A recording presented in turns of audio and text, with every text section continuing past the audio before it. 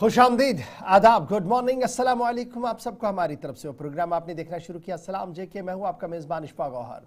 11 फरवरी हफ्ते का दूसरा दिन, इस उम्मीद के साथ कि आपके सामने जब आए हैं तो आपको हर खबर से बाखबर करें, उन खबरों से बाखबर करें जो अभी तक सुर्खियों में बनी हुई हैं।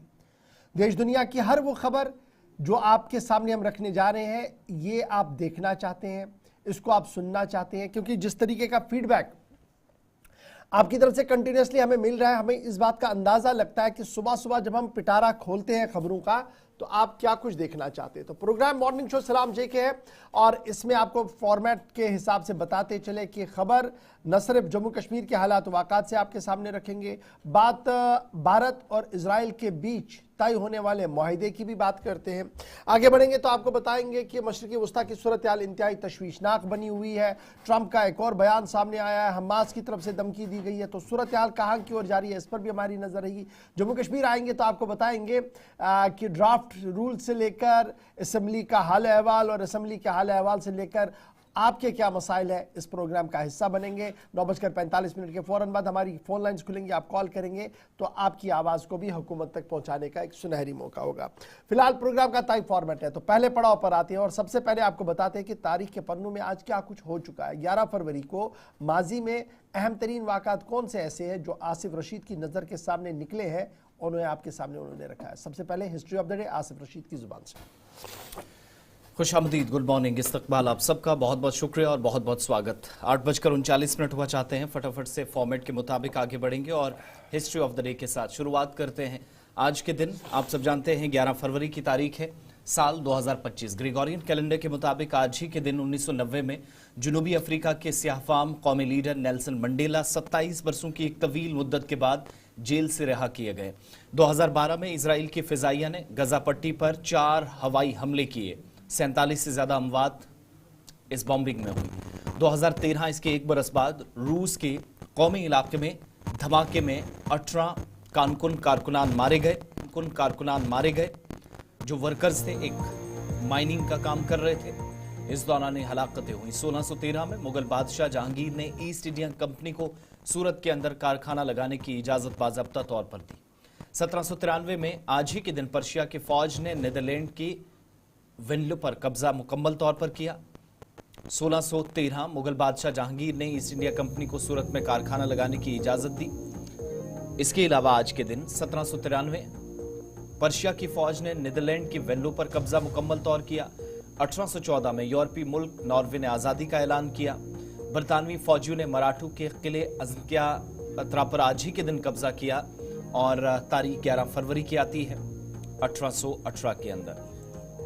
इसके अलावा आज ही के दिन 1861 में महात्मा गांधी ने बाज़ाब्ता तौर पर अपने हरिजन हफ्ते रोज़ा जो था उनका, आप मैगजीन भी कह सकते हैं, उनकी पहली अशात शुरू हुई दिन आज का था 1861 में। 1907 में आज ही के दिन बहरिया क्यूनरूस के अंदर ब्लॉक आइसलैंड में लॉर्च मुट जहाज गर्कयाब हुआ। 322 लोगों की मौत इस अफसोसनाक वाक़े में हुई। और 1942 में मारूफ सनतकार और मुजाहिद आज़ादी जमना लाल बजाज का इंतकाल हुआ। आज उनकी बरसी है। उनकी जो समाजी खिदमात रही हैं और सनत के पेशे को या शोबे को जो उनने परवान चढ़ाया, उन खिदमात को हुकूमती सतह पर भी हमेशा से याद किया जाता रहा है। तो ये अहम तरीन वाक़यात हिस्ट्री ऑफ द डे में आपके सामने रखें फॉर्मेट के मुताबिक। यहाँ से आगे बढ़ेंगे। शुरुआत जैसे आपको बताया कि भारत और इजराइल के दरमियान मुशावरत या बातचीत का सिलसिला और आगे बढ़ेगा और शुरुआत इसी खबर के साथ कि भारत और इसराइल के दरमियान ताल्लुकात तो हैं ही, लेकिन ताल्लुकात मज़ीद बेहतर हों, मुस्तहकम हों, इसकी कोशिशें शुरू कर दी गई हैं। और इस दरमियान बड़ी खबर कि आज इक्तिसादी दौर को तक़वियत बख्शने की एक कोशिश होगी।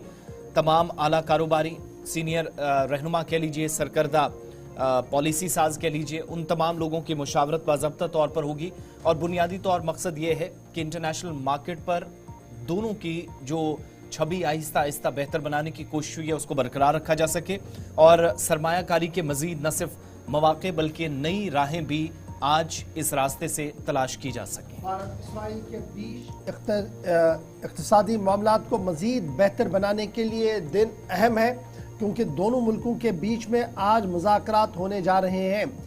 इंडिया इजराइल बिजनेस फोरम और इंडिया इजराइल सीईओ फोरम का मुश्तरका इजलास नई दिल्ली के अंदर मुनक्किद होने जा रहा है और यह इजलास तिजारत और सरमायाकारी को लेकर दोनों मुल्कों के माबैन इंतहाई अहम पेशरफ्त साबित हो सकता है।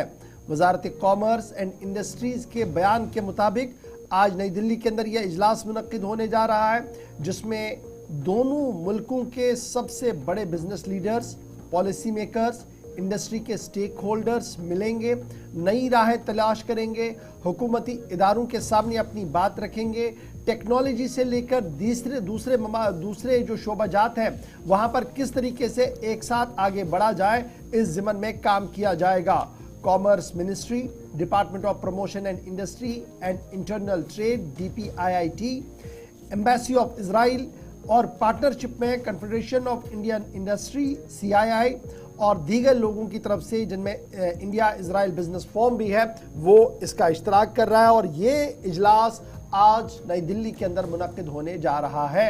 भारत और इजराइल के बीच इक़्तिसादी सूरत हाल मज़ीद बेहतर हो, तिजारती राब्ते और मजबूत हो, उस ज़िम्मन में नई राहों को तलाश करने के लिए आज का इजलास नई दिल्ली के अंदर होगा और वजारत कॉमर्स एंड इंडस्ट्रीज़ की तरफ से बाज़ाब्ता तौर पर इस ज़िम्मन में तफसीली बयान भी जारी कर दिया गया है। एक तरफ से भारत और इजराइल पर आज सबकी नज़र रहेगी, वहीं पर वज़ीर आज़म भी दौरे पर है और वज़ीर आज़म का फ्रांस और अमेरिका का दौरा शुरू हो चुका है और वज़ीर आज़म जहां आज फ्रांस के अंदर मौजूद रहेंगे, जहां पर आर्टिफिशियल इंटेलिजेंस पर मुनक्किदा समिट को वो को-चेयर करेंगे, वहीं पर इतलात और ख़बरों के मुताबिक आज जहां मुख्तलिफ मुल्कों के सरबराहान, जिनमें अमेरिका के नायब सदर भी शामिल हैं, फ्रांस और दीगर लोगों जो सरमायाकार और दीगर लोग हैं, उनके साथ भी आज इनकी मुलाकात होनी है।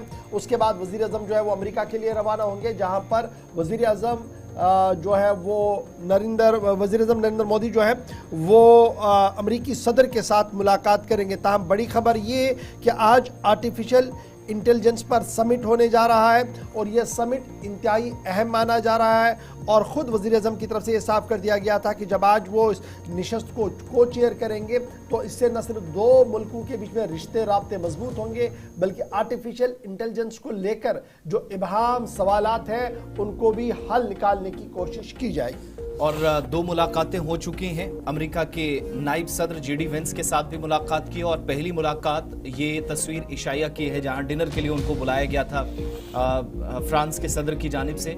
और सबसे बड़ा और जो बुनियादी मकसद इस दौरे का है कि स्ट्रेटेजिक पार्टनरशिप्स भी हों, टेक्नोलॉजी के इस दौर में कैसे मुख्तलिफ ममालिक की शराकत से मुमकिन हो सके काम बेहतर किया जाए, मुख्तलिफ शोबों की तरक्की को यकीनी बनाया जाए, हम आहंगी के साथ काम हो। और ये पहली मुलाकात जहां गले लगाकर इस्तकबाल भी राष्ट्रपति फ्रांस की तरफ से किया गया और आज सबकी नजरें इस समिट पर है जिसकी भारत और फ्रांस की जो पार्टनरशिप है AI के मामले में क्या काम दोनों का रहेगा, हम आहंगी कैसे होगी, कोऑर्डिनेशन या कोऑपरेशन की बात हो रही है, तो दोनों के आप कह सकते हैं कि बैनर तले आज ये काम होगा। हालांकि फ्रांस पे प्रोग्राम हो रहा और यहीं से मजीद मुलाकातों का सिलसिला भी शुरू होगा जिस पर सबकी नजरें रहने वाली हैं। ये तो एक खबर, 2 दिन का समिट जब शुरू होगा तो बराह रास्त नशियात आप तक पहुंचेंगी, लेकिन खबर जरा मशरिक़ वस्ता से। एक बार फिर से अमेरिकी सदर डोनाल्ड ट्रंप की तरफ से धमकी दी गई है और ये वार्निंग्स बैक टू बैक उनके 20 तारीख में जब से वो इक़्तिदार में आए और उससे कबल भी मुसलसल हमास को या दीगर जितनी भी मज़ाहमती क़यादतें हैं उनको दी जा रही थी। लेकिन ये जो ताज़ा बयान है ये ऐसी सूरत हाल बना रहा है कि गजा के अंदर अमेरिका क्या करने जा रहा है। अमेरिकी सदर डोनाल्ड ट्रंप ने हमास को धमकी देते हुए 1 हफ्ते का तकरीबन ये वक्त दिया है, यानी सैटरडे तक दोपहर 12 बजे तक कहा गया कि अगर तमाम यरगमाली जितने भी लोग पकड़े गए हैं उनको रिहा न किया गया तो गजा जंगबंदी खत्म करने के लिए उनके मुताबिक वो ऑर्डर्स कर देंगे। सूरत हाल ऐसे में काबू से बाहर हो सकती है। ये पहला मौका नहीं है जब इजराइल के लिए इतने बोल्ड अंदाज में सामने आकर ट्रंप खड़े हुए हों, बल्कि हालिया हफ्तों के दौरान जो बयानात उनके हैं जिससे एक तरह से उथल पुथल सियासी तौर पर भी और इक्तिसादी तौर पर भी मची है, खास तौर से मिडल ईस्ट के अंदर। इन बयानात ने फिर से इस सूरत हाल की निशानदेही ऐसे की है कि सदर ट्रंप गजा के अंदर क्या चाहते हैं। कहते हैं कि हफ्ते को 12 बजे तक यानी सैटरडे तक वो तमाम लोग जिनकी तादाद 98 बताई गई थी, 98 लोग जिनमें से अभी तक 15-16 लोग वापस भी आ चुके हैं और सैकड़ों फलस्तीनी उसके बदले रिहा करवाए गए हैं। हमास को धमकी भरे लहजे में कहा कि ये वार्निंग सिर्फ सैटरडे 12 बजे तक है, अगर तमाम कैप्टिव्स को, तमाम यरगमालियों को 12 बजे तक रिहा करने के हवाले से कोई पेशरफ्त नहीं हुई तो सूरत हाल काबू से बाहर हो जाएगी। और इतना ही नहीं, जो 42 दिन की जंगबंदी जिसके मुताबिक एग्रीमेंट के बाद ये सारी कार्रवाइयां हो रही हैं, दोनों तरफ से लोगों को छोड़ा जा रहा है, वो सिलसिला सदर ट्रंप के मुताबिक वो बंद करने के लिए अहकामात सादिर कर देंगे।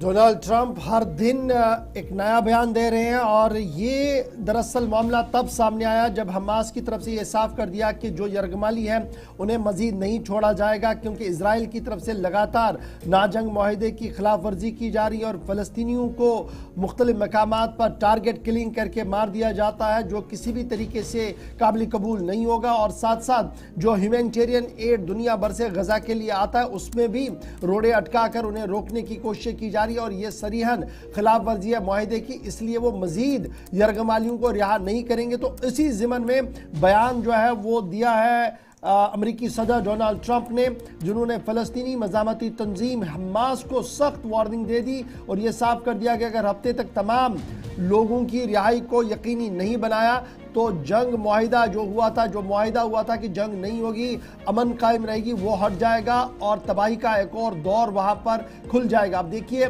गुज़श्ता दिनों फ़लस्तीन को ख़रीदने की पहले बात हुई, फिर फ़लस्तीनियों को सऊदी अरब या दीगर मुस्लिम ममालिकों में बसाने की भी बात हुई और आज अमेरिका की तरफ से एक और बड़ा बयान सामने आया जिसने हमास समेत दुनिया भर के लोगों के लिए ये सोच में डालने के लिए मजबूर कर दिया है कि आने वाले दिनों में फ़लस्तीन और गजा की सूरत हाल किस तरीके की हो सकती है इस बयान के बाद। ताहम हमास ने कहा कि वो अपने मौक़िफ़ पर मुसलसल कायम रहेंगे।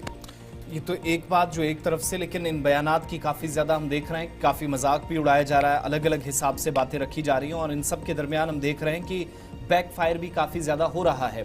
और हो भी क्यों ना, इन बयानात के बाद अरब दुनिया से बात ज़रा तुर्की की कर लेते हैं और उसके बाद आगे बढ़ेंगे, क्योंकि तुर्की का बयान इसी बयान पर आया कि गजा के अंदर मुकम्मल तौर पर कब्जा किया जाएगा, तामीर व तरक्की को यकीनी बनाया जाएगा। तुर्की के सदर रजब तैयब अर्दवान के मुताबिक किसी भी ऐसी शख्सियत को गजा के अंदर सदर ट्रंप के गजा मंसूबे का जो है उस प्लान को कामयाब करने की इजाजत नहीं दी जाएगी। और तुर्किया के सदर रजब तैयब अर्दगान ने सख्त रद्द-ए-अमल जाहिर करते हुए कहा कि फ़लस्तीनियों को गजा से बाहर निकालने के ट्रंप के मंसूबे को लेकर न सिर्फ वो एतराज दर्ज करते हैं, बल्कि अर्दगान के मुताबिक किसी के पास फ़लस्तीनियों को उनके मादरे वतन से निकालने की ताकत ही नहीं है। कहते हैं कि फ़लस्तीनियों को निकालने और अमेरिका का गजा का कंट्रोल संभालने की डोनाल्ड ट्रंप की बात को यकसर वो खारिज करते हैं। ये बातें मलेशिया दौरे के दौरान परवाज भरने से कबल उन्होंने इस्तांबुल के अंदर हवाई अड्डे पर एक प्रेस कॉन्फ्रेंस में कही। और अर्दगान के मुताबिक गजा के लोगों को अपने घर से निकालना ये इख्तियार किसी को भी नहीं है, ख्वाह वो अरब के लोग हों या फिर यूरोप और अमेरिका के लोग हों। ये स्टेटमेंट कब आया? जब गजा को लेकर बैक टू बैक तैयारियां हो रही हैं। एक स्टेटमेंट अभी जो थोड़ी देर पहले हमने आपको बताया, सैटरडे की एक बार फिर से डेडलाइन तैयार कर दी गई है और इजराइली या उनके इत्तेहादियों की हुकूमत के दबाव में अमेरिका की नई हुकूमत की तरफ से गजा मामले पर जो तजावीज़ हैं वो सदर तुर्किया के सदर रजब तैयब अर्दगान के मुताबिक बाकी चीज़ें तो दूर, बातचीत करने के लायक ही नहीं है। इससे कबल तुर्की के वज़ीर ख़ारजा हक्कान फ़दान ने भी एक फ़लस्तीनी टीवी चैनल पर कहा था कि ट्रंप की गजा मंसूबे को न सिर्फ खारिज कर दिया, बल्कि कोई भी अगर इस तरह का काम करता है तो अरब दुनिया की तरफ से मौसर जवाब दिया जाएगा। मुमकिन तौर पर दोनों फ्रंट्स पर अगर लड़ने की ज़रूरत हो तो वहाँ पर भी इक़दामात बड़ी सख्ती के साथ उठाए जाएंगे। ये तो एक बात, बैनुल-अक़वामी सतह की चंद खबरें या मालूमात आपके सामने हमारी तरजीहात में रहता है तो शुरुआत में आपके सामने रख दी हैं। यहाँ से आगे बढ़ें, कुछ और खबरें आपके सामने और मकामी सतह की तरफ आते हैं। शुमाली भारत की सबसे पहले बात, मुख्तलिफ हिस्सों के अंदर मौसम ने करवट ली है। गुज़श्ता 12-15 घंटों के दौरान कुछ एक मकामात पर हल्की बर्फबारी, कुछ एक इलाकों के अंदर बारिशों की इतलात मौसूल हुई हैं और जम्मू कश्मीर भी उन इलाकों में से एक है शुमाली भारत के अंदर जहां पर गुज़श्ता 12 घंटों के दौरान मुख्तलिफ मकामात पर कम ही सही लेकिन बर्फबारी हुई है। बड़ी खबर हम आपको बता रहे हैं, जब जम्मू कश्मीर का रुख किया है तो ज़रा बात मौसम के मिजाज की आपके सामने रख रहे हैं, जहां पर महकमे मौसमियात की पेशन गोई के ऐन मुताबिक कल भी मुतअद्दिद बालाई इलाकों के अंदर हल्की से दरमियाना दर्जे की बर्फबारी देखने को मिली थी और आज सूबा जम्मू से लेकर सूबा कश्मीर तक मतला अबर आलूद कई मकामात पर है और जम्मू के भी मुख्तलिफ इलाकों से सुबह सुबह ये इतलात आ रही है कि हल्की बारिशों की बूंदें जो है वो दिखना शुरू हो गई है। और इसके साथ साथ जब हम सूबा जम्मू कश्मीर की बात करते हैं तो आज मुतअद्दिद मकामात पर मतला अबर आलूद रहेगा और कई मकामात पर हल्की से दरमियाना दर्जे की बर्फबारी का इम्कान भी लगाया गया है। ताज़ा बर्फबारी दूध पथरी, सोनमर्ग, जोजिला पास, जड़गली, यूसमर्ग, पीर की गली, सिंथन टॉप के एरिया में कल रात देर गई देखने को मिली है। ताहम 12 से 14 तारीख के दरमियान मतला खुश्क रह सकता है, अबर आलूद जरूर होगा लेकिन खुश्क रह सकता है और 17 तारीख के बाद एक बार फिर 17, 18 और 19 तारीख को हल्की से दरमियाना दर्जे की बारिशों और बर्फबारी का इम्कान भी लगाया जा रहा है। दूध पथरी में कल दोबारा से 4 से 6 इंच की बर्फ रिकॉर्ड की गई है। रात देर गए की जो इतलात हमारे पास आई है 4 इंच के आसपास सोनमर्ग के पास, 6 इंच के पास जोजिला पास, 5 के पास जड़गली, 4 इंच के पास यूसमर्ग, 2 इंच के पास पीर की गली और 4 इंच सिमथन टॉप पर दोबारा बर्फबारी भी रिकॉर्ड की गई है। ताहम आज भी श्रीनगर जम्मू कौमी शाहरा पर गाड़ियों की रफ्तार लगातार जारी है और इसके साथ साथ फिजाई मामलात की जब हम बात करते हैं, एयरपोर्ट्स की जब हम बात करते हैं तो एयरपोर्ट्स पर भी परवाजें अपने मुकर्ररा वक्त पर ही उड़ान भर रही है। ताहम मतला अबर आलूद जम्मू के अंदर भी आज दिखेगा, कश्मीर के अंदर भी दिखेगा और कल रात से अभी तक मुतअद्दिद मकामात पर हल्की से दरमियाना दर्जे की बारिशों के साथ साथ हल्की बर्फबारी को भी देखने को मिला है। ये पेशन गोई और ये इतला और ये खबर मौसम के मिजाज की जो हमने आपके सामने रखी रियासती महकमे मौसमियात की। लेकिन बढ़ते हैं जी आगे, जरा बात जम्मू कश्मीर की हो रही है तो जरा बात उस खबर की भी करें जिसको लेकर पिछले 3-4 महीनों से लगातार सुर्खियां हो रही है कि 2 पावर सेंटर है और दोनों पावर सेंटर्स के बीच में कानून किस तरीके का होगा, किसके हाथ में कितना काम है वो अभी तक डिफाइन नहीं हुआ है। लेकिन इतलात और खबरों के मुताबिक बिजनेस रूल्स लगभग मुकम्मल हो गए हैं और किसी भी वक्त बिजनेस रूल्स को मंजूरी मिल सकती है। बड़ी इतला जो नई दिल्ली से लेकर जम्मू कश्मीर के जराया हमें बता रहे हैं कि दाखिला वजारत से लेकर लेफ्टिनेंट गवर्नर का दफ्तर लगातार राब्ते में है क्योंकि जो सब कमेटी बनाई गई थी इसके लिए जो बिजनेस रूल्स जम्मू कश्मीर के अंदर बनाने थे उन्होंने अपना काम लगभग मुकम्मल कर दिया है और इसके बाद अब सबकी नजरें जो है वो दाखिला वजारत और साथ साथ गवर्नर ऑफिस पर लगी हुई है कि किस तरीके से ये ड्राफ्ट रूल जो है वो सामने आएंगे। याद रखिएगा 16 फरवरी 2025 को उमर अब्दुल्ला वाली हुकूमत को 4 महीने मुकम्मल हो जाएंगे। 16 फरवरी को 4 महीने मुकम्मल हो जाएंगे और 4 महीने मुकम्मल होने के साथ ही अभी तक भी ड्राफ्ट रूल्स यानी वजीर आला, नायब वजीर आला, काबीनी वज़रा, सेक्रेटरीज, लेफ्टिनेंट गवर्नर के दफ्तर को क्या इख्तियारात होंगे, किस तरीके से काम करना है, अभी वो तहरीरन हमारे सामने नहीं है। अगरचे उसूली तौर पर लेफ्टिनेंट गवर्नर के दफ्तर को पता है उनका जुरिस्डिक्शन क्या है, वजीर आला के दफ्तर को पता है उसका जुरिस्डिक्शन क्या है, काबीना वज़रा को पता है, लेकिन तहरीरन न होना भी एक बड़ी मुश्किल बन रही थी जिसको लेकर अब ये इतलात है कि काबीना सब कमेटी ने जो काम मुकम्मल किया है बिजनेस रूल्स को लेकर ये बहुत जल्द सामने आएगा और चंद दिनों के अंदर यानी जो बजट इजलास शुरू हो रहा है उससे कबल ही बिजनेस रूल जो है वो जम्मू कश्मीर के सामने होंगे। इस ज़िमन में कल भी जो मुलाकात नई दिल्ली के अंदर हुई है जिसमें दाखिला वजीर के साथ वजीर आला की मुलाकात हुई है, जिसमें सलामती सूरत हाल से लेकर दीगर मामलात पर वजीर आला की बात रखी, वजीर आला ने अपनी बात रखी है और साथ साथ स्टेट हुड को लेकर भी मांग की है। तो वहीं एक तरफ से ये मांग हुई है, वहीं पर यह खबर भी सामने है कि दाखिला वजीर के सामने इस मामले को भी वजीर आला की तरफ से रखा गया है, जिस पर दाखिला वजीर की तरफ से यह साफ कर दिया गया है कि लेफ्टिनेंट गवर्नर के पास मामला जो चला गया है इस पर देखा जा रहा है और बहुत जल्द मस्बत अंदाज में इस पूरे मामले का जवाब भी दिया जाएगा। तो बड़ी बात कि बिजनेस रूल्स तैयार हो गए हैं, बहुत जल्द वो सामने होंगे और 4 माह 16 फरवरी, आज 11 है, 16 फरवरी को 4 माह पूरे होंगे और 4 माह के दौरान ड्यूअल पावर सेंटर और दीगर चीज़ें हमने काफ़ी सुनी है, लेकिन हो सकता है कि अब 16 के बाद ये सिलसिला जो है वो थोड़ा सा बेहतर हो क्योंकि माना जा रहा है कि बहुत जल्द ये ड्राफ्ट रूल जो है वो सामने आएंगे जिसके बाद ज़ाब्ते इखलाक यानी किसके कितने पावर्स हैं, आईएएस आईपीएस ऑफिसर्स को कितना मानना है, कितना नहीं मानना है, कौन उनका इमीडिएट बॉस रहेगा, ये तमाम मामला जो है वो तय किए जाएंगे। और इतलात और खबरों के मुताबिक बहुत जल्द ये ड्राफ्ट रूट जो है वो सामने आ सकते हैं। आने वाले 1 या 1.5 हफ्ते के दौरान ये पूरा मामला जो है वो क्लियर होगा ड्राफ्ट रूल्स का, क्योंकि काम मुकम्मल किया गया है काबीना सब कमेटी की तरफ से।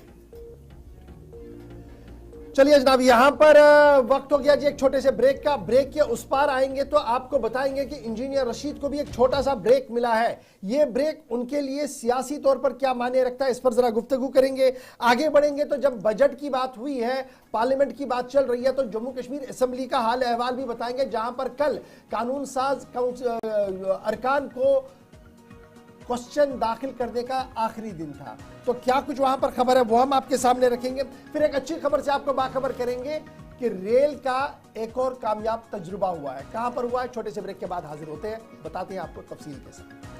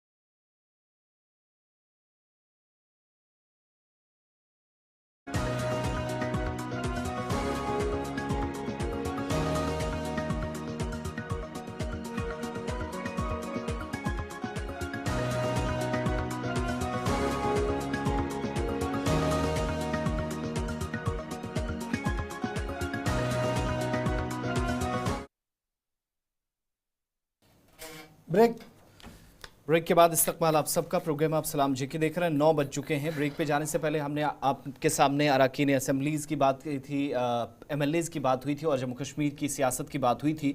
तो आज का दिन भी काफ़ी अहम है और कल से मुसलसल आपको हम बता रहे हैं इंजीनियर रशीद का मामला, जहां से क्या NIA हामी भरेगी या नहीं, उनका मौक़िफ़ जानने की कोशिश अदालत से हुई थी। तो बिलाखिर कल बाद दोपहर चुके एक अच्छी खबर आई अवामी इत्तेहाद पार्टी के लिए और इंजीनियर रशीद के हामियों के लिए, जिनको 2 दिन की कस्टडी पेरोल मिली है। और इशफाक खबर है कि आज वो पार्लियामेंट में पेश भी होंगे और हो सकता है कि चंद मिनट में वो अपने सवालात भी पहली मरतबा जब से इंतखाबी नताइज आए या जब से वो चुनकर नुमाइंदे बनाए गए शुमाली कश्मीर से, पहला मौका होगा जब वो आज ऐवान में बोल सकते हैं। इंजीनियर रशीद आज दूसरी बार ऐवान में जाएंगे। पहली बार तब चले गए थे जब हलफ बर्दारी उनकी होनी थी और आज ऑफिशियल तब वो जा रहे हैं जब कल छोटी सी राहत उन्हें तब मिली जब ऑनरेबल अदालत ने 2 दिन के लिए आज और 13 तारीख को उन्हें अदालत के अंदर हाजिर, पार्लियामेंट के अंदर हाजिर रहने के लिए कह दिया। लेकिन ये शर्तिया हाजिरी होगी, एक कि वो किसी भी इंटरनेट का इस्तेमाल नहीं करेंगे, दूसरा लैंडलाइन और फोन का वो इस्तेमाल नहीं करेंगे, ये दूसरी बड़ी परेशानी। तीसरी इंजीनियर रशीद के ये है कि वो किसी भी मीडिया हल्के के साथ गुफ्तगू नहीं करेंगे। और ये कस्टोडियल पैरोल तब मिली है जब लगातार वो अदालत के अंदर जा रहे थे। वो कहते थे ना, मुझे लोगों के ने चुनकर भेजा और अदालत पार्लियामेंट चल रहा है, बजट चल रहा है, तो मुझे वहाँ पर जाकर लोगों को रिप्रेजेंट करने का मौका दे। अब 2 दिन के अंदर वो क्या कर पाएंगे, कौन सा तीर चलाएंगे, वहाँ पर वो देखने वाली बात होगी। लेकिन 2 दिन का पैरोल उन्हें अवामी इत्तेहाद पार्टी को मिल चुका है और उनके फर्जंद अबरार की तरफ से ये साफ कर दिया गया कि कस्टडी पैरोल अगर ज़रूर मिला है, ताहम ये पॉजिटिव डेवलपमेंट है और उन्हें उम्मीद है कि हक अदाई इन 2 दिनों के दौरान पार्लियामेंट के अंदर होगी। इंजीनियर रशीद का 2 दिन का पैरोल और इस बीच मामले बहुत सारे हैं, कदगने बहुत सारी हैं। तो क्या आज का दिन इंजीनियर रशीद कुछ बोल पाएंगे, एक बड़ा सवाल है, क्योंकि आज मुख्तलिफ महकमों के जो मुतालबात ज़र है वो पेश किए जा रहे हैं, उनको समेटना भी है। और इस ज़मन में पहले ही जो असेंबली सेक्रेटरीट है उन्हें ऑनलाइन किया जाता है कि जनाब हमने बोलना है तो इसलिए हमें मौका दिया जाए। तो क्या engineer Rashid without internet access के कोई काम वहाँ कर पाएंगे और किस तरीके से कर पाएंगे, एक बड़ा सवाल होगा। लेटेस्ट होप्स हो कि आज जब वो जाएं कोई बात वो पार्लियामेंट के अंदर करें या दिखाएं उनको, तब जाकर पता लग सकता है कि इंजीनियर रशीद कुछ कह पाएंगे या नहीं।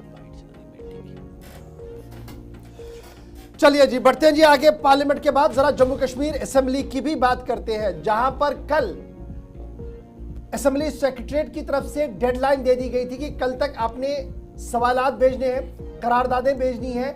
और कल रात देर गए जो हमारे पास एदाद शुमार है, मेंबरान कानून साजिया ने बढ़ चढ़कर अपने सवालात भेजे हैं, करारदादें भी भेजी हैं और साथ साथ दीगर मामलात पर हुकूमत की तवज्जो मबजूल कराने के लिए नोटिस भी भेजी है। 7 साल के वक्फे के बाद बजट इजलास मुनक्किद होने जा रहा है जम्मू के अंदर और इस ज़मन में मेंबरान कानून साजिया की तरफ से कल और परसों यानी 2 दिन के अंदर अंदर सवालात की बौछार असेंबली सेक्रेटरीट के अंदर कर दी है। इब्तिदाई खबरों के मुताबिक काफी ज्यादा जो तरमीमें हैं वो भेजी गई है लॉ डिपार्टमेंट को। अब देखना होगा, उन्होंने असेंबली सेक्रेटरीट को भेजी, अब देखना होगा लॉ डिपार्टमेंट उन्हें मानता है नहीं मानता है, वो दूसरी बात होगी। 4 करारदादें और 20 सवालात भेजने की बात जो थी वो कही गई थी। और इस ज़मन में 51 नए MLA है, जो फर्स्ट टाइम MLAs है वो 51 है। जम्मू कश्मीर असेंबली के अंदर जब सितंबर अक्टूबर के अंदर चुनाव हुआ था तो उनकी तरफ से सवालात जो है वो पूछे गए हैं। इतलात और खबर ये है कि तैयारियों में जो असेंबली सेक्रेटरीट है वो चला हुआ है। बिजनेस रूल यानी business rule committee, business advisory committee जिसे आप कह रहे हैं, उनका इजलास भी आज मुतवक्का है जम्मू के अंदर। स्पीकर चैम्बर के अंदर आज बिजनेस एडवाइजरी का भी इजलास हो सकता है। यह पहला मौका होगा 7 साल के बाद जब क्वेश्चन आवर भी होगा, जीरो आवर भी होगा और लेजिस्लेटर्स जो है उन्हें पूरा मौका मिलेगा कि वो ये 7 साल की कसर को उठाएं, सवालात उठाएं। और अभी तक जो हमारे पास खबरें आ रही हैं, जो 82 MLAs हैं उन्होंने मुख्तलिफ मामलात को लेकर हुकूमत के सामने सवालात रखे हैं, हुकूमत से सवाल पूछने की कोशिश की है। लिस्ट ऑफ क्वेश्चन जो हमारे पास इतलात है वो तकरीबन 800 सवाल मेंबरान की तरफ से पूछे गए हैं, जिनमें स्टार्ट और अनस्टार्ट सवाल है तकरीबन 800 के करीब है, और 80 के करीब प्राइवेट मेंबर बिल्स भी हैं जिन्हें टेबल करने की कोशिश की जाएगी मुख्तलिफ मेंबरान की तरफ से। और ये तमाम चीज़ें तब हो रही हैं जब इस जम्मू कश्मीर असम्बली पर कदगने भी हैं कि आप दाखिला यानी police department, anti militant operations, law and order, all India services को लेकर कोई भी सवाल नहीं कर सकते, क्योंकि पूरा दायरे इख्तियार लेफ्टिनेंट गवर्नर के पास है और यहां ऐवान के अंदर कोई भी वजीर मौजूद नहीं होगा जो इसका जवाब दे सकता है। इसलिए इसको छोड़कर जो बाकी मानदा सवालात हैं वो तकरीबन 800 के करीब सवाल है जो लेजिस्लेटर्स की तरफ से पूछे गए हैं।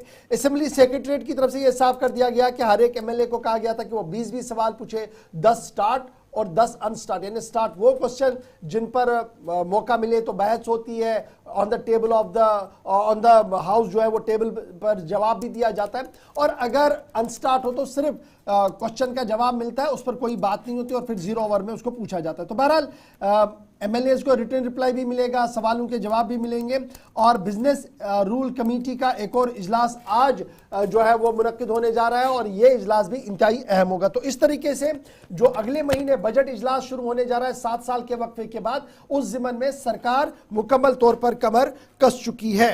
इमरान नाइकू भी हमारे साथ हैं। इमरान, ये बताइएगा कि हाउस के अंदर तैयारियां चल रही हैं, बिजनेस रूल्स के हवाले से पेशरफ्त हो रही है, बैक टू बैक मीटिंग्स हो रही हैं, लेकिन हम देख रहे हैं कि 16 अक्टूबर के बाद जब से हुकूमत ने जिम्मेदारी संभाली है, जो खुद अराकीन जिनको सवालात का मौका दिया गया था, ज़्यादातर सवालात क्या हैं? क्या ये मानकर चलें कि पब्लिक ग्रीवेंसेस पर फोकस्ड हैं, तरजीहात में शामिल हैं?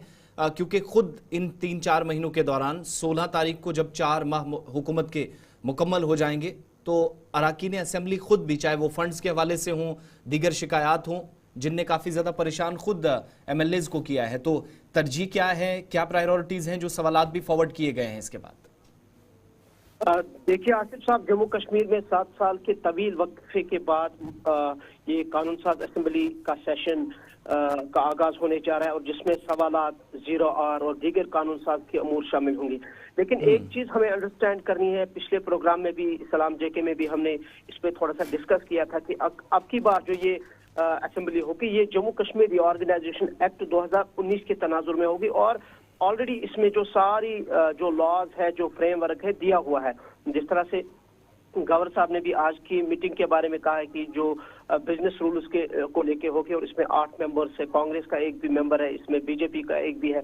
लेकिन कुल मिला के उस हवाले से भी पहले ही नोटिफाई किया गया है। जब हम जम्मू कश्मीर रीऑर्गेनाइजेशन एक्ट की नोटिफिकेशन को पढ़ते हैं तो उसमें सारा दिया हुआ है कि ये असेंबली किस नवियत की होगी और ये जो बिजनेस रूल्स होगा वो किस नवियत का होगा। देखिए फिलहाल जिस तरह से ये जो सेशन शुरू होने वाला है, कानून साज असेंबली के 82 एमएलए ने बड़ी तादाद में सवालात और प्राइवेट मेंबर बिल्स भी जमा कराए हैं जो अभी तक इतलात है। जिस तरह असेंबली सेक्रेटरीट के मुताबिक एमएलए की जानिब से तकरीबन अभी तक 800 सवालात जमा किए गए हैं और प्राइवेट मेंबर बिल्स की तादाद भी 80 के करीब हो सकती है और इससे ज्यादा भी हो सकती है। और बिल्स को ऐवान में मुतारिफ कराने के लिए फिलहाल कानूनी जो लॉ डिपार्टमेंट है उसकी मंजूरी दरकार होगी, जो जम्मू कश्मीर के साबका रियासती दौर में जरूरी नहीं था। और स्पीकर की तरफ से भी हिदायत दी गई है और जो हिदायत दी गई है वो भी J&K रीऑर्गेनाइजेशन एक्ट 2019 के तहत है कि हर एमएलए ज्यादा से ज्यादा 20 सवालात जमा करा सकता है, जिसमें 10 स्टार्ट सवालात और जो 10 है वो गैर या अनस्टार्ट क्वेश्चन जिसे हम कहते हैं। स्टार्ट क्वेश्चन वो सवालात होते हैं जिन्हें असेंबली के इजलास में ऐवान के अंदर जबानी तौर पर पेश किया जाता है और इन पर बहस की जा सकती है। इस किस्म के सवालात के जवाबात मुतल्लिका वजीर, वज़रा या हुकूमती नुमाइंदों में जबानी तौर पर देता है और अगर जरूरी हो तो इन पर मजीद सवालात या सप्लीमेंट्री क्वेश्चन भी पूछे जा सकते हैं।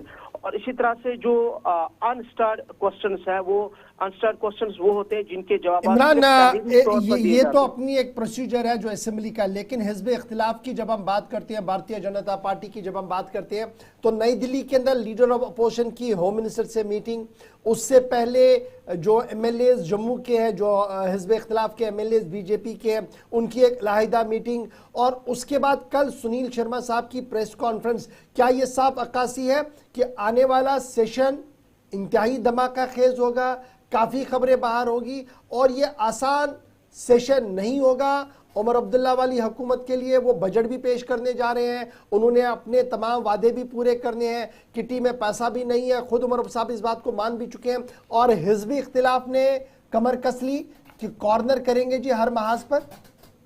यकीनी तौर पर बहुत ही चैलेंजिंग ये सेशन होगा उमर अब्दुल्ला लेड गवर्नमेंट के लिए। और जिस तरह से आपने भी कहा कि अपोजिशन ने मन बना लिया ही, और हमने लास्ट सेशन में जब हम श्रीनगर में थे तो उस वक्त भी जिस तरह से हंगामा आराई हुई थी, लेकिन अब चूंकि बजट सेशन है और सारे सवालात और जवाबात होंगे, और इसलिए अपोजिशन ने पहले ही जिस तरह से हम देख रहे हैं उनकी एक स्ट्रेटेजी है, और जो वो प्रेस कॉन्फ्रेंस उसमें वो जो इशारों में बातें कर रहे हैं, तो इसका मतलब ये है कि पूरी तरह से इस सेशन में वो हुकूमत को घेरेंगे और बड़ा इंटरेस्टिंग सेशन होगा और चैलेंजिंग भी होगा।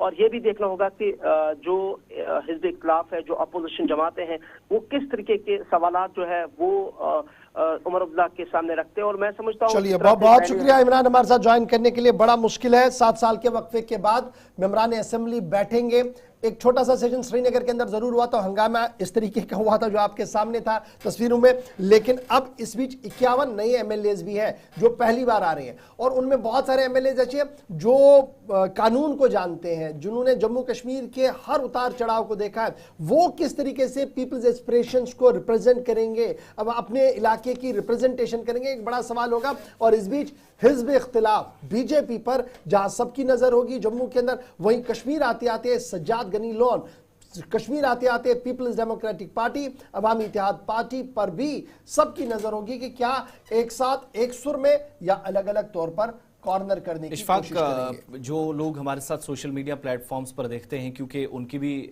मुश्किलें हैं, मसाइल हैं, इस प्रोग्राम में भी कॉल करते हैं। एक साथी हमारे इस वक्त यूट्यूब पर ये भी लिख रहे हैं कि इस बार का जो 3 से 4 या 5 करोड़ के आसपास एक लिमिट होगी सीडीएफ की भी, क्या एक तरह से एमएलएज की भी इस बार फंडिंग के मामले में हाथ बंधे होंगे, एक दायरा सेट होगा कि इससे बाहर गए तो मुश्किलात माली तौर पर आ सकती है? देखिए, सीडीएफ को ऑलरेडी पहले भी एक सेट नॉर्म था कि आप कहां पर इसको खर्च कर सकते हैं, कहां नहीं कर सकते, और फाइनेंशियल ईयर में ये जो सेट पैसा भी आएगा, पता लगेगा 2-3 दिनों में कि कितना हो सकता है। वो एक एमएलए के लिए मेरे ख्याल से उतना पैसा अपनी कॉन्स्टिट्यूंसी में डेवलपमेंट के लगाना, और फिर जिस तरीके से उमर साहब ने पहले भी कहा कि जनाब आप 15 से 20 करोड़ रुपए के प्रोजेक्ट्स उठा लीजिए, तो उनके पास एक से होगी, लेकिन जरूर एक ज़ाब्ता इखलाक है जिसके तहत आपने पैसा खर्च करना है। नहीं किया तो वो जो एडमिनिस्ट्रेटिव अप्रूवल उसकी होती है वो आती नहीं है, एक सेट नॉर्म है इस चीज़ का।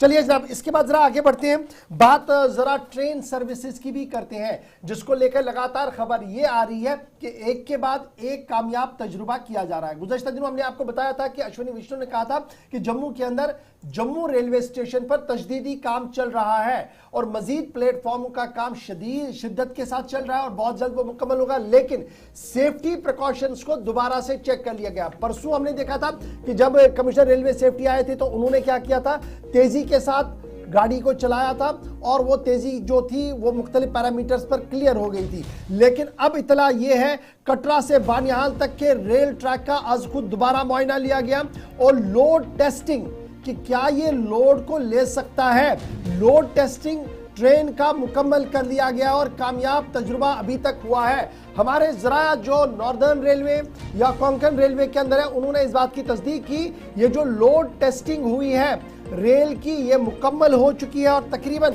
3600 टन वजनी ट्रेन के 18-19 डिब्बे जो है वो तेजी के साथ इस ट्रैक पर बानिहाल से आगे कटरा से वापस बानिहाल उन तमाम छोटे बड़े पुलों पर दौड़ाया गया इस ट्रेन को, जहां पर कामयाब तजुर्बा हुआ है। 3600 टन वजनी ट्रेन जहां दुनिया के उस बुलंदतरीन पुल से भी गुजरी जिसे कहा जा रहा है कि एफिल टावर से भी ऊंचा है रियासी के अंदर, वहीं पर उन तमाम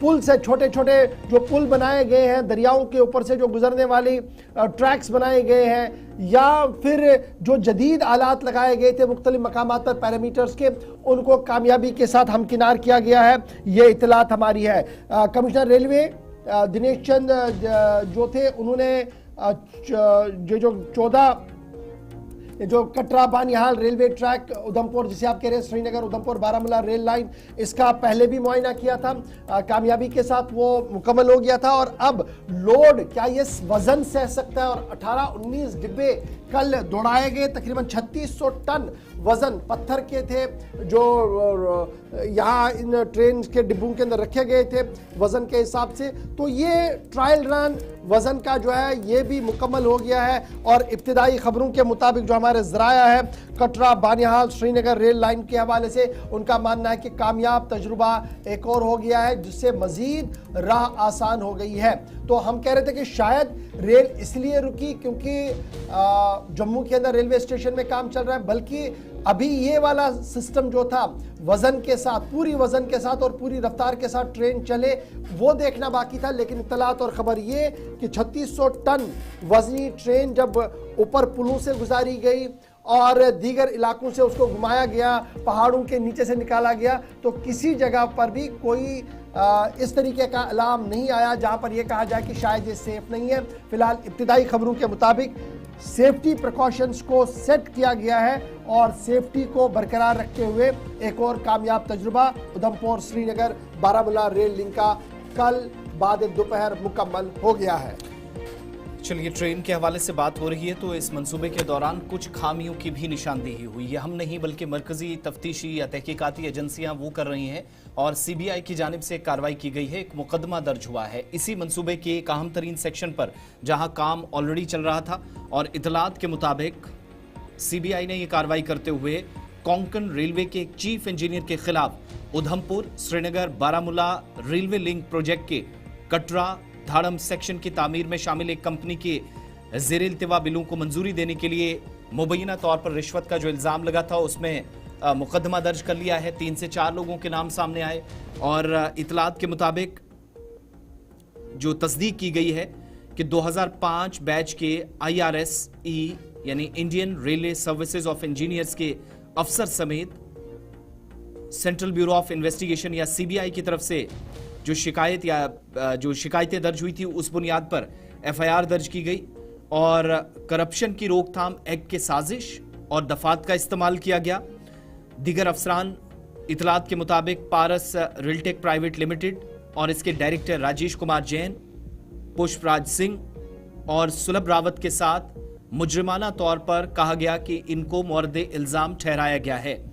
एक जो खजूरिया साहब हैं जो चीफ इंजीनियर हैं और कंपनी के डायरेक्टर, जिन पर यह इल्ज़ाम है कि जो पेंडिंग बिल्स थे, ज़ेरे इल्तिवा बिल थे, उनको मंजूर करने के लिए कोंकण रेलवे कॉरपोरेशन लिमिटेड के ज़ेरे निगरानी ये एक बड़ा जो प्रोजेक्ट था, इसकी तकमील में सुरंग के अंदर जो मलबा था उसको हटाने से मुतल्लिक तखमीना लगाने के बीच या नज़रसानी करने के बीच बदनवान तरीका अपनाया गया, या जो जिस हिसाब से काम करना था, मलबा हटाना था। इतलात ये हैं कि इसमें शिकायतें मौसूल हुई थी सीबीआई को कि वहाँ करप्शन की गई, ज़ेरे इल्तिवा बिलों का मामला वो भी हल करने की कोशिश हुई और इस दौरान पता ये भी चला कि जो मलबा हटाना था उसमें भी एक ऐसा तरीका अपनाया गया जहां कुछ हेरफेर हुआ या पैसों का लेन देन का मसला था। तो Udhampur Srinagar Baramulla rail link project के जो चीफ इंजीनियर हैं उनके खिलाफ रिश्वत सतानी का केस दर्ज हुआ है।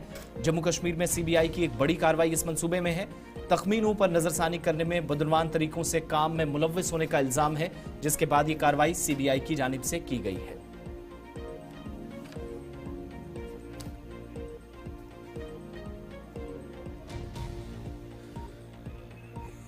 चलिए, प्रोग्राम सलाम जी के जारी रहेगा। एक छोटा सा ब्रेक हमें लेना है। ब्रेक के फौरन बाद लौटेंगे तो एक बड़े मंसूबे पर जरा कुछ आदाद शुमार के साथ नजर दौड़ाएंगे, कुछ कमियां, कुछ फुकदान जम्मू के अंदर और शहर श्रीनगर में भी जरा इस ताल्लुक से बात करेंगे।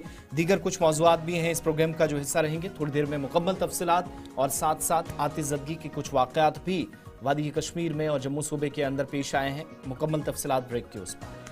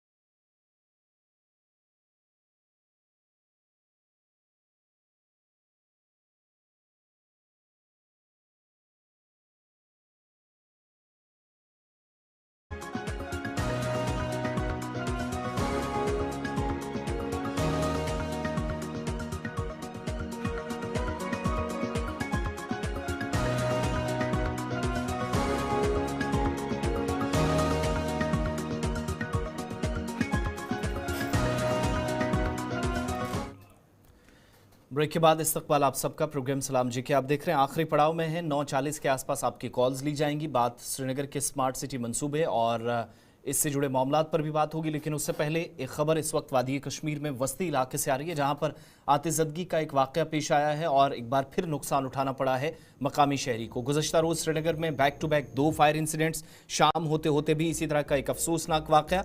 और अब से कुछ देर पहले इतलात मौसूल हुई कि गांदरबल ज़िले में अंदरवन बी में शबाना आतिशबाजी में एक दुकान मुकम्मल तौर पर जो ग्रॉसरी शॉप बताई जा रही है खाकस्तर हुई है। और जब आग लगने की इतलात मौसूल हुई, मकामी लोगों की जानिब से आसपास के लोगों को भी इतला दी गई, फ़ौज की मदद ली गई और फ़ौज की 34 आसाम ब्रिगेड, मकामी लोगों, पुलिस और इसके अलावा फायर सर्विसेज का अमला भी मौके पर पहुंचा। फौरी तौर पर कार्रवाई शुरू की गई। इतलात के मुताबिक जावेद अहमद खान सन ऑफ शेर खान, जिनकी ग्रॉसरी शॉप थी, मुकम्मल तौर पर अंदरवन बी गांदरबल के अंदर शबाना आतिशबाजी के इस वाक़े में तबाह हो चुकी है। 2:30 बजे के आसपास अलल सुबह आतिशबाजी का ये वाक़या पेश आया और कहा गया कि तकरीबन 3:40 के आसपास यानी 1 से 1.5 घंटा लगा। आग पर फ़ौज और मकामी लोगों की मदद से काबू तो पाया गया, लेकिन अच्छी बात यह कि कोई जानी नुकसान नहीं हुआ, लेकिन माली तौर पर काफ़ी ज़्यादा नुकसान या मुकम्मल तौर पर दुकान तबाह हो गई है।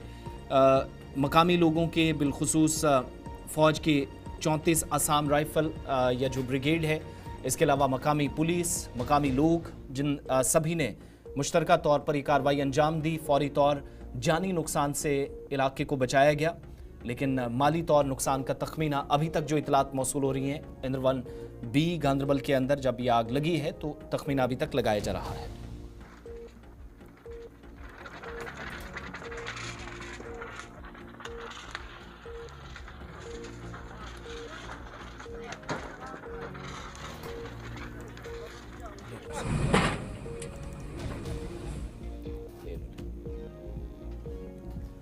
चलिए जनाब, आग की तस्वीरें, भयानक आग। और कल से कर आप देखेंगे तो गांदरबल की तस्वीरें हैं। श्रीनगर के अंदर भी 2 मकामात पर आग लगी है और जो इमलाक है काफ़ी ज़्यादा नुकसान वहाँ पर भी हुआ। बढ़ते हैं जी आगे। अब ज़रा स्मार्ट सिटी के कॉन्सेप्ट को समझने की कोशिश करें। तनकीद बराए तनकीद नहीं है, बल्कि ये तनकीद बराए तामीर भी हो सकती है। और अगर हमारी कोई कोताही और खामी कहीं पर है एग्जीक्यूशन में, तो उसे ठीक करने का अभी भी हमारे पास मौका है। हम शहर श्रीनगर को डेवलप करना चाहते हैं एज ए टूरिस्ट हब के तौर पर। लाल चौक से लेकर मुगल गार्डन्स के एंड तक आप जाएंगे, चाहे वो झील डल का इलाका हो, चाहे शंकराचार्य की पहाड़ियाँ हो, या फिर डाउनटाउन में जिस तरीके से हम हब बनाने की कोशिश करते हैं, सरकार अपने तरीके से अपने मंसूबों पर काम कर रही है। लेकिन बड़ा सवाल ये है कि शहर श्रीनगर को जाज़िबे नज़र खूबसूरत बरकरार रखने के लिए क्या अमली तौर वो तमाम इक़दाम उठाए गए हैं जो ज़रूरी हैं।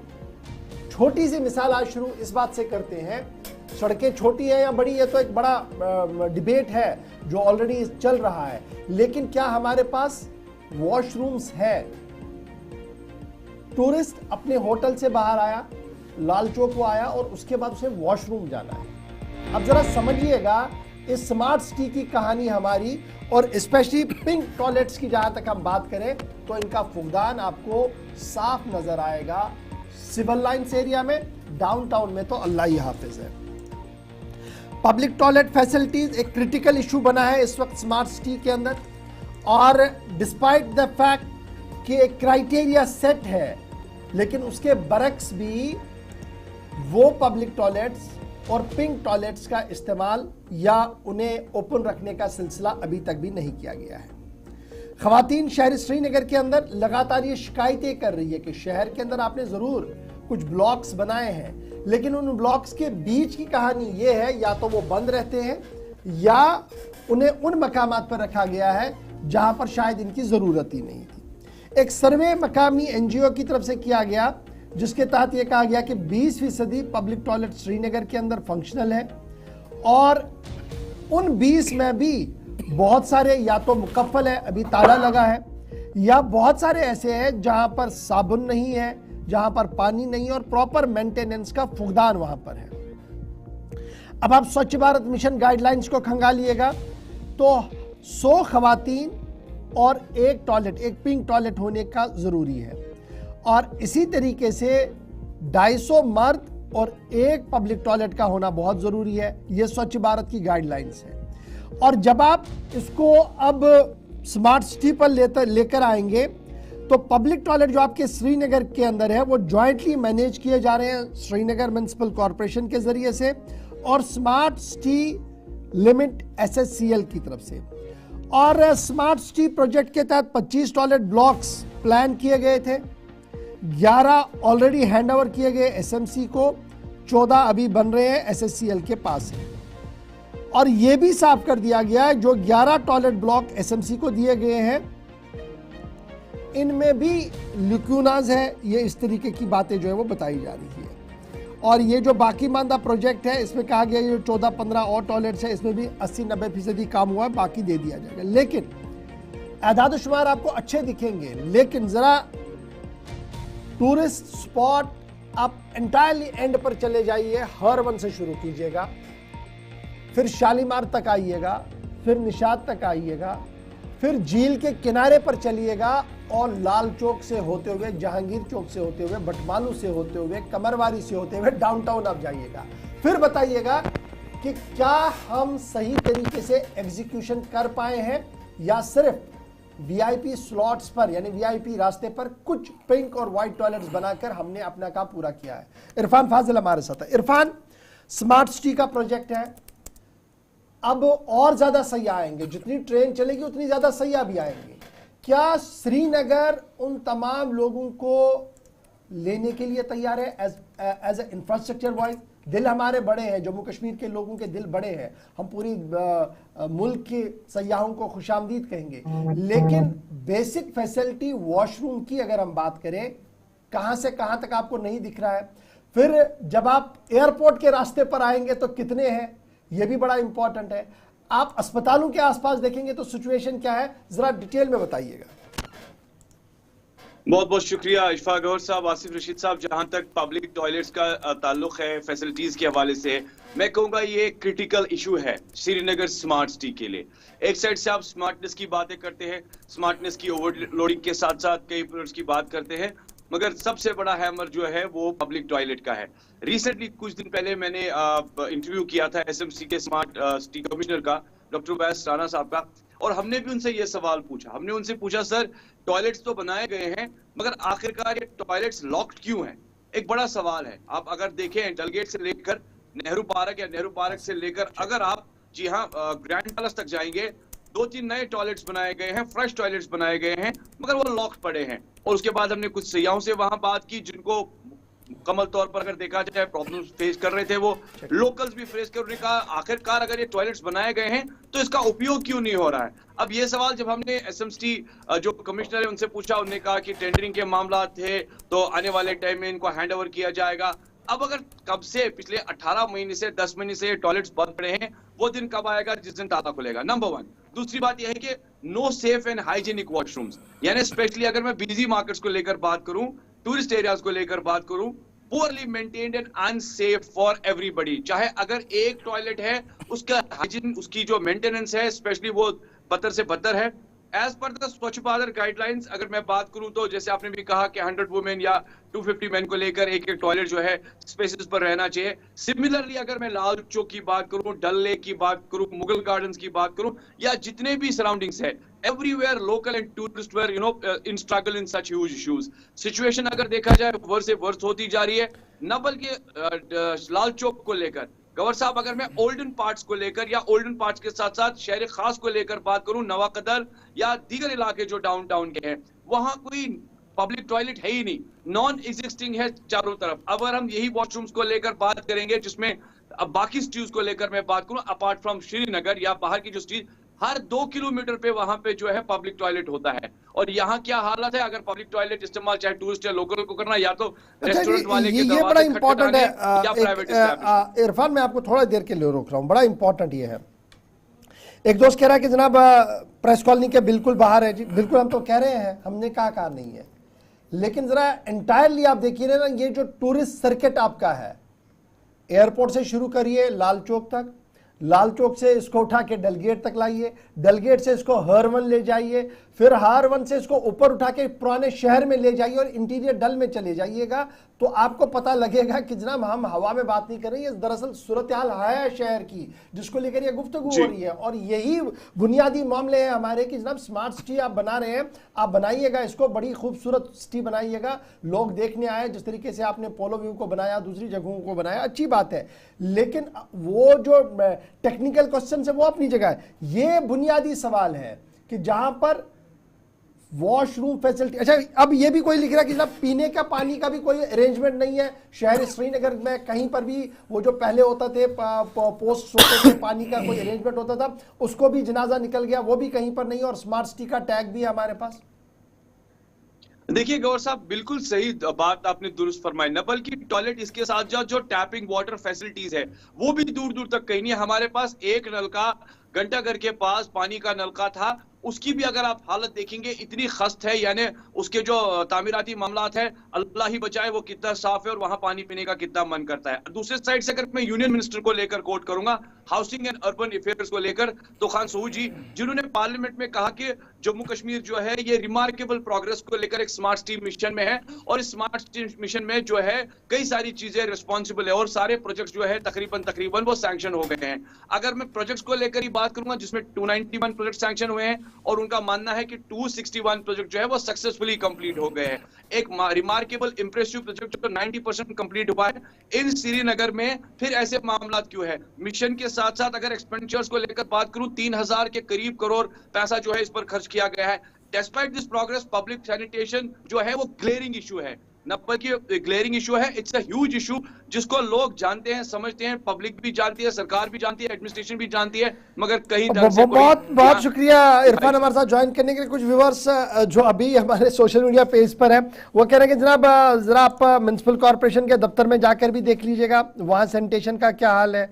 आगे फिर जो बिल्कुल पास में ड्यूकॉम का साहब का दफ्तर है या डिप्टी कमिश्नर के दफ्तर की भी सूरत हाल देख लीजिए कि वॉशरूम कितने साफ सुथरे होते हैं, ज़रा उस पर भी एक नज़र ज़रूर डालिएगा। ज़रूर जनाब, ये तो हमने देखिए, मैं पिन पॉइंट करके कुछ नहीं बोलना चाहता था, लेकिन कुछ चीज़ें हैं जो लोग भी चाहते हैं कि जनाब ये सही तरीके से चले, लेकिन ये पब्लिक फैसिलिटी एक है जिसको होना बहुत ज़्यादा ज़रूरी है। अब आप देखिएगा, हमने जीरो ब्रिज को डेवलप करने की कोशिश की, वहां पर हमने फुटलेट्स भी बना दिए, लेकिन ना हाथ धोने की फैसिलिटी है ना वॉशरूम जाने की फैसिलिटी वहां पर, तो किस तरीके से वो उभरेगा, किस तरीके से आप इसको ऊपर उठाएंगे, एक बड़ा सवाल ये बनता है जी। चलिए जनाब बढ़ते हैं जी आगे।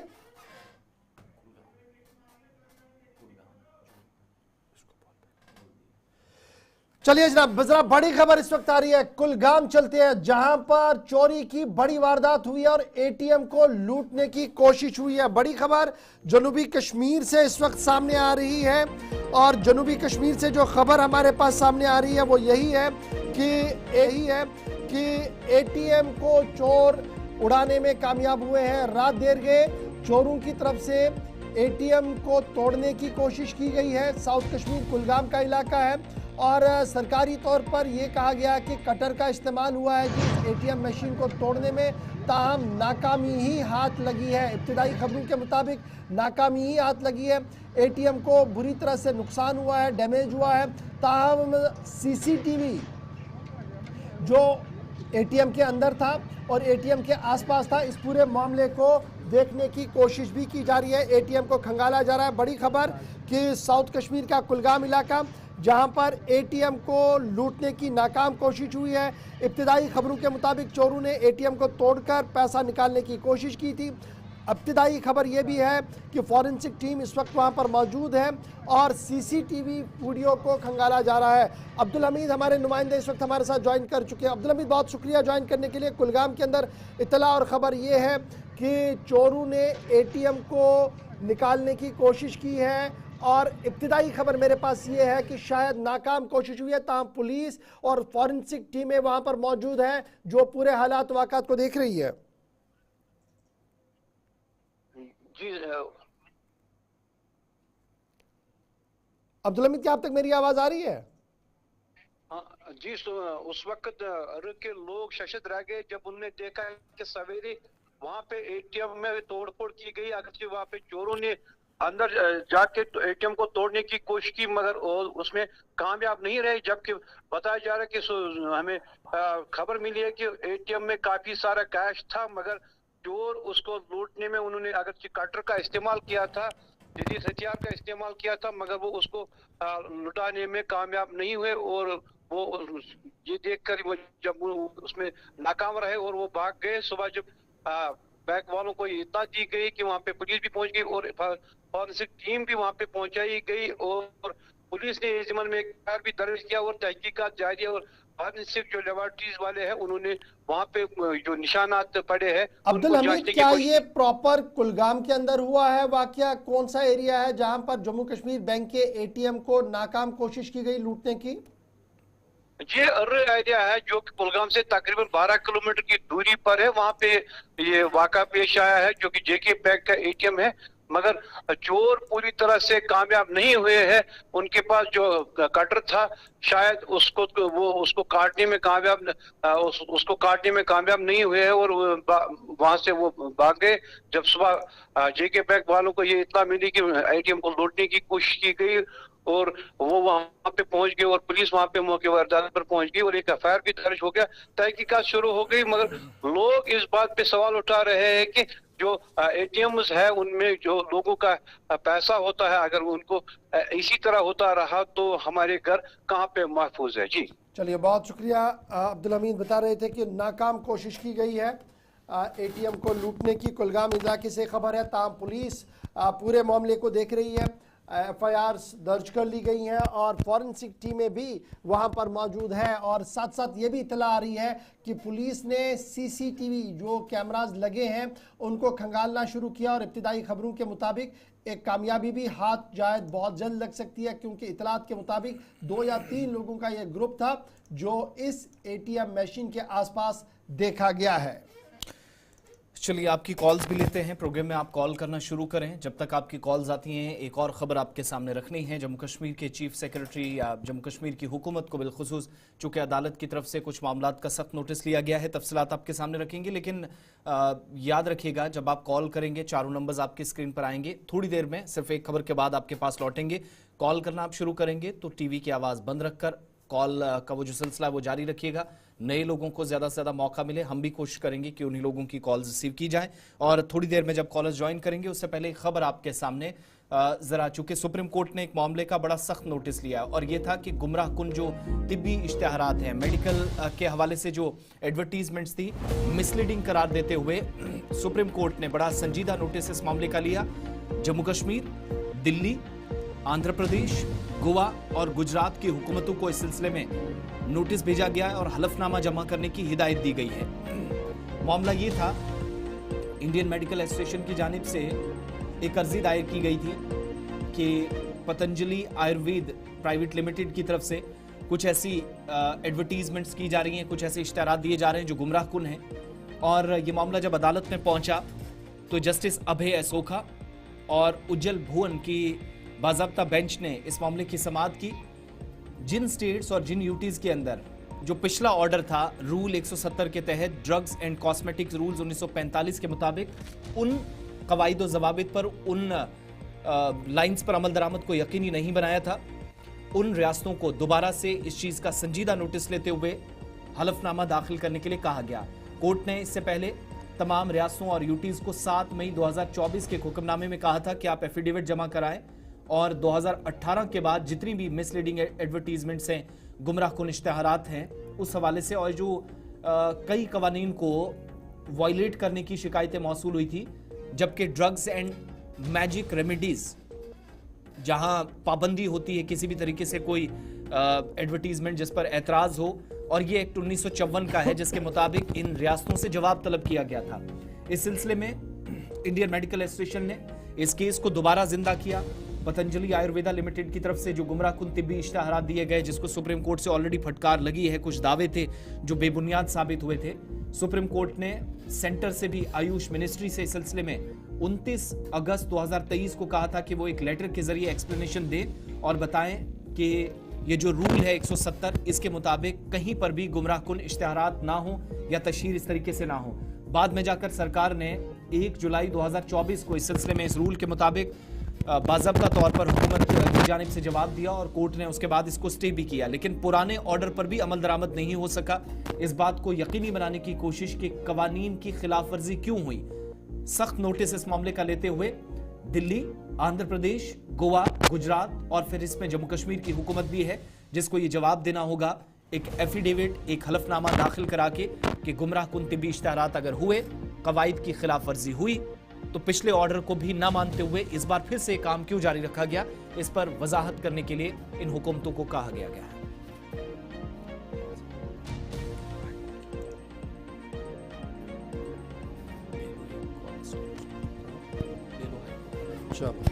चलिए जनाब, चलते चलते जनाब आपको हाई कोर्ट की भी खबर बताते हैं, जहां पर ऑनरेबल हाई कोर्ट ने एक बड़ा फैसला लिया है। और ऑनरेबल हाई कोर्ट का ये फैसला है कि ज़ेरे इल्तिवा पड़े केसों को अब निपटाया जाए। और chief justice Jammu Kashmir Ladakh common high court की तरफ से एक रोस्टर भी तैयार करने की बात सामने रखी गई है। 10 साल से पुराने केसेस पर अब कार्रवाई होगी और उन्हें हल करने की हर मुमकिन कोशिश की जाएगी। और हाई कोर्ट की तरफ से सेट किया गया जून 30 तारीख को, ताकि इस मसले पर कार्रवाई की जा सके। 30 जून तक जो डिस्पोजेबल है इन तमाम केसेस का करना होगा। 10 साल पुराना केसेस है, केस जो सीनियर सिटीजन्स के हैं और इसी तरीके से प्रॉपर्टी वाले मामलात हैं, दीगर मामलात हैं, इन तमाम मामलों को लेकर ये बात साफ कर दी गई है कि अब आपने इन केसों का निपटारा करना होगा। Jammu Kashmir Ladakh common high court की तरफ से एक फॉर्मूला सेट किया गया 10 साल के केसों को हल करने के हवाले से, और डिस्ट्रिक्ट जुडिशरी जो है उसे भी 30 जून 2025 तक का फिक्स डेडलाइन दे दी गई है कि वो आज खुद इन केसेस को निपटारा करें और डिटेल्स जो है वो ऑनरेबल कोर्ट को सबमिट करें, हाई कोर्ट को सबमिट करें। डिस्ट्रिक्ट केस मैनेजमेंट कमेटी ने 50 केस देखने होंगे जो पुराने होंगे, 25 सिविल केस और 25 क्रिमिनल केस। इसी तरीके से फोकस किया जाएगा इन तमाम केसों को हल करने के लिए by the end of the June 2025। और इसी तरीके से जो फैमिली कोर्ट्स के अंदर है, कमर्शियल कोर्ट्स के अंदर है, जुवेनाइल जस्टिस बोर्ड के अंदर है, वहां पर तकरीबन 100 केसेस को आइडेंटिफाई किया जाएगा और ये केसेस भी by the end of the June 2025 जो है वो मुकम्मल किए जाएंगे। डिस्ट्रिक्ट कोर्ट्स के जुरिस्डिक्शन में जो मैट्रिमोनियल केसेस के मामलात हैं वो तकरीबन 50 केसेस लिए जाएंगे और उन्हें हल करने का जो है ऑर्डर जारी और रोस्टर बनाया गया है। एक्सीडेंटल क्लेम ट्रिब्यूनल्स के अंदर 200 पुराने केस देखे जाएंगे जो 10 साल पुराना होंगे, उन्हें हल करने की कोशिश की जाएगी। 50 केस एग्जीक्यूशन पिटीशन के होंगे और ये भी कहा गया कि जून 2025 यहाँ पर भी डेडलाइन दे दी गई है। फिर एनआईए केस और एंटी करप्शन वाले मामलात में भी अदालत ने फैसला किया कि 25 साल पुराना केस जो होगा उसे उठाया जाएगा और उसे तरजीह बुनियादों पर हल करने की कोशिश की जाएगी। तो ये सूरत हाल है जी ऑनरेबल कोर्ट की, जहां पर ऑनरेबल चीफ जस्टिस साहब ये चाहते हैं कि ज़ेरे इल्तिवा में केस 10 साल से जो बड़े केस हैं उनको हल किया जाए, जो सीनियर सिटीजन्स हैं और दीगर लोग हैं उनकी केसेस को प्रायोरिटी पर लिया जाए और हर एक सेक्टर को हाथ में लेने की कोशिश की गई है। और देखना होगा कि हजारों लोगों को इससे राहत मिल सकती है। जो तमाम डिस्ट्रिक्ट कोर्ट्स के अंदर बात कही गई है कि अब वहां से भी इन केसेस को आपने लेना होगा। चलिए कॉलर्स की तरफ भी चलेंगे, लेकिन एक अपडेट आपको बताते चलें। इस वक्त मुख्तलिफ इलाकों में, जैसे शुरुआत में हमने कहा था कि बर्फबारी का सिलसिला शुरू हुआ है और ताज़ा तरीन तफसीलात जो इस वक्त मौसूल हो रही हैं, वादी कश्मीर के मुख्तलिफ इलाकों में, चिनाब वादी में और दीगर हिस्सों के अंदर भी बर्फबारी का सिलसिला इस वक्त जारी है और राब्ता सड़कें कई एक इलाकों में बंद हुई हैं, जो कन्फर्मेशन शुमाली कश्मीर से हो रही है। ये तस्वीरें कुपवाड़ा की हैं, जहाँ बॉर्डर रोड ऑर्गेनाइजेशन की जानिब से इस बात की तस्दीक की गई है कि बॉर्डर रोड जो खास तौर से हैं वो बंद है। साधना टॉप पर काफ़ी बर्फ पड़ी है और BRO 109 RCC की जानिब से इस बात की तस्दीक की गई कि करना, टंगधार, कुपवाड़ा और मुलक्का इलाकों की जो सड़कें हैं वो इस वक्त बंद हैं। शुरुआत में ही हमने आपको बताया था कि महकमा मौसमियात की प्रेडिक्शन थी, यानी 11 और 12 को आज दिन में मजीद बर्फबारी बालाई इलाकों में होगी, निचले इलाकों में भी इसका असर देखने को मिल सकता है। कुछ एक हिस्सों में इस वक्त भी बर्फबारी हो रही है और ये ताज़ा तस्वीरें इस शुमाली बेल्ट से इस वक्त मौसूल हुई हैं। खबर ये भी है कि 13 तारीख के बाद मौसम एक बार फिर से खुश्क रहने की तवक्को है, लेकिन आज का दिन बड़ा इंपॉर्टेंट है क्योंकि आज ये कहा गया है कि मुख्तलिफ मकामात पर हल्की से दरमियाना दर्जे की बर्फबारी और साधना टॉप की ये तस्वीरें हैं जहां पर BRO की तरफ से साफ कर दिया गया कि रात जो बर्फ़ पड़ी है उसकी वजह से शाहराह पर जो है, सड़क पर जो है वो अबूर मरूर मुमकिन नहीं है, इसलिए एहतियात ज़रूर बरतिएगा। चलिए कॉलर्स की तरफ चलेंगे। कॉलर्स हमारे साथ काफ़ी वक्त से इंतज़ार कर रहे हैं और बहुत बहुत शुक्रिया, मुख्तलिफ इलाकों से आप हमें ज्वाइन करते हैं। आखिरी 5 से 7 मिनट से फर्स्ट कॉलर की तरफ चलेंगे। अपना नाम बताइएगा, कहाँ से? हेलो जनाब सुरेश सर करान जी सुरेश साहब। जी। मेनिस क्वेश्चन गो +1 बे जी GP फंड ब्या पे एरियर्स तो प्लस गोस वन DA एरियर्स। जहां तक मेरी बात हो रही है, शायद एक मेजर रिलीफ 1-2 दिन में मिल जाएगा मुलाजमीन को, जहां तक मुझे उम्मीद है। बहुत शुक्रिया आपकी कॉल का। Next collar. हेलो हेलो, अस्सलाम वालेकुम। जी वालेकुम सलाम। गयासुद्दीन बोल रहा हूँ दारा हारवन से। सर जी गयास साहब।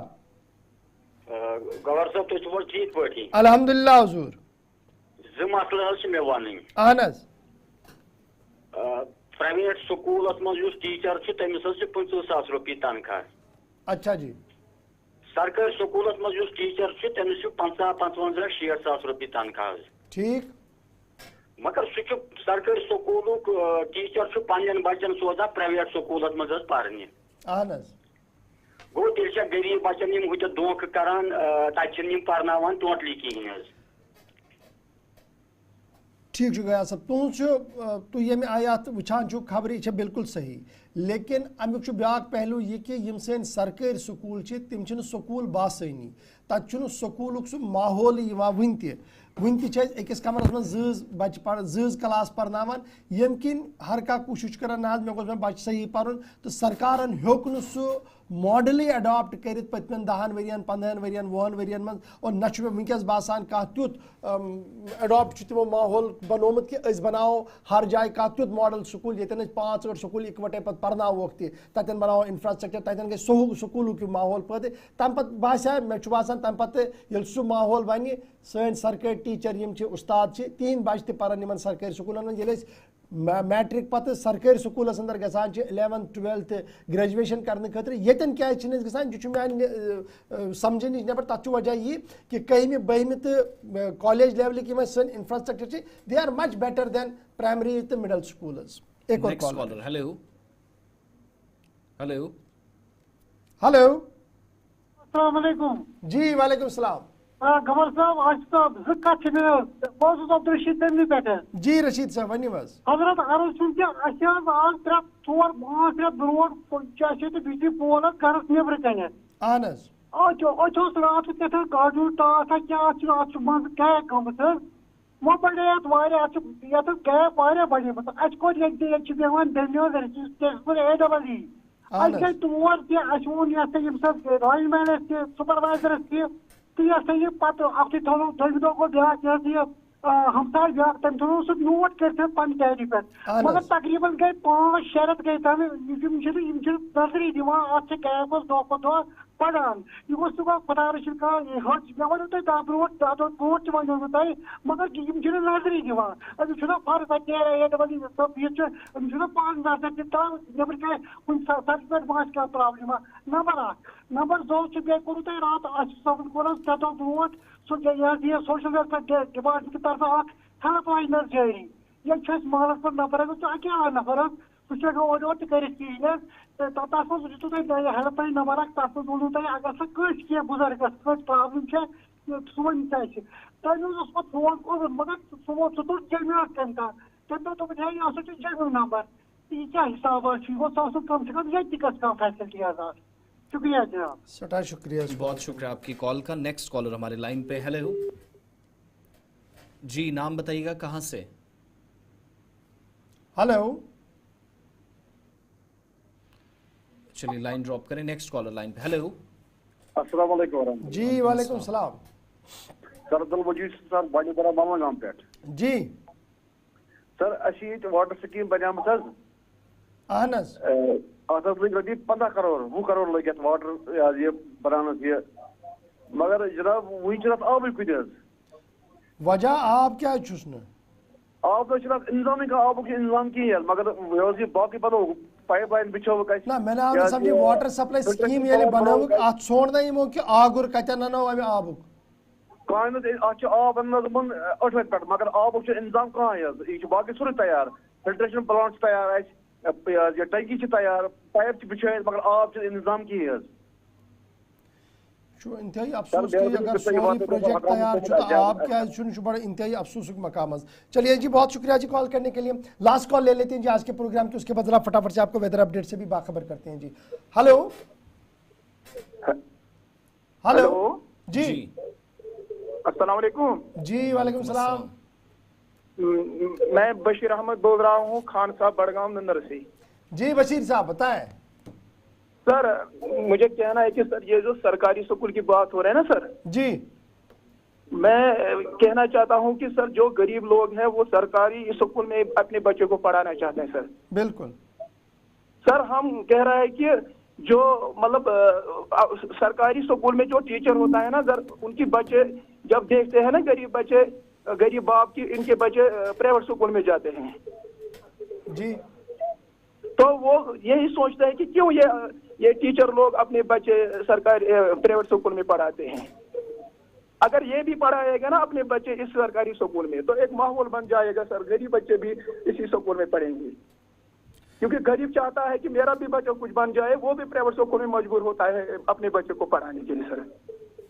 बहुत शुक्रिया, एक अच्छी तजवीज़, एक अच्छी बात, बहुत बहुत शुक्रिया। हुकूमती सतह पर या सिस्टम में बहुत बदलाव या काम की ज़रूरत है। आप सबका बहुत बहुत शुक्रिया इस प्रोग्राम में हमारे साथ ज्वाइन करने के लिए। प्रोग्राम सलाम जेके का वक्त ख़त्म हुआ जाता है, चंद मिनट्स बचे हैं, 10 बजने वाले हैं और स्टूडियो की घड़ी हमें आगे जाने की इजाज़त नहीं दे रही है, मगर दिन भर खबरों, तज्जियों और तबसरों का सिलसिला गुलिस्तान न्यूज़ और जेके 24/7 न्यूज़ पर जारी रहेगा। मज़ीद खबरों के लिए विजिट करें हमारी ऑफिशियल वेबसाइट www.gulistannews.in और इसके अलावा QR कोड जिसका सहारा लेकर आप बराह रास्त हमारी नशरियात देख सकते हैं। फेसबुक, यूट्यूब पर भी वक्फे वक्फे से नशरियात जारी हैं। बहुत बहुत शुक्रिया आप सबका।